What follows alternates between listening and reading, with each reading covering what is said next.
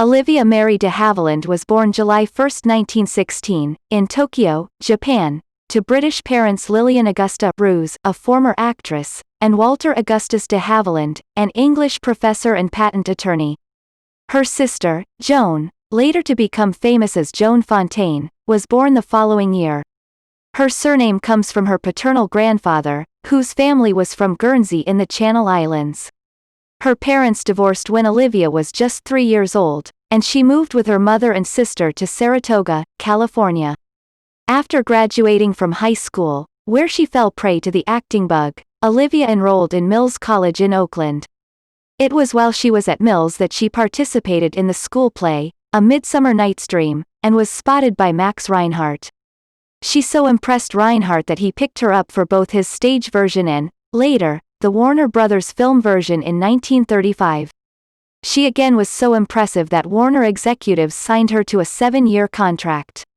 No sooner had the ink dried on the contract than Olivia appeared in 3 more films: The Irish in Us 1935, Alibi Ike 1935, and Captain Blood 1935, the latter with the man with whom her career would be most closely identified, heartthrob Errol Flynn. He and Olivia starred together in 8 films during their careers. In 1939 Warner Brothers loaned her to David O. Selznick for the classic Gone with the Wind 1939.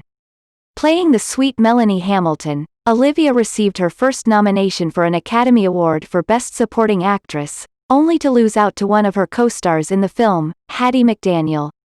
After GWTW, Olivia returned to Warner Brothers and continued to churn out films.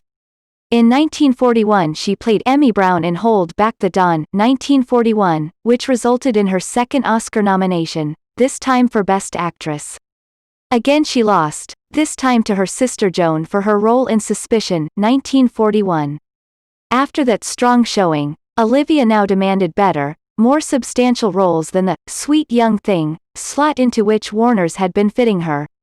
The studio responded by placing her on a 6-month suspension, all of the studios at the time operating under the policy that players were nothing more than property to do with as they saw fit.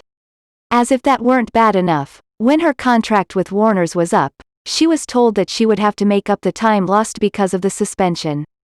Irate, she sued the studio, and for the length of the court battle she didn't appear in a single film.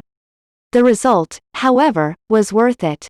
In a landmark decision, the court said not only that Olivia did not have to make up the time, but that all performers were to be limited to a 7-year contract that would include any suspensions handed down.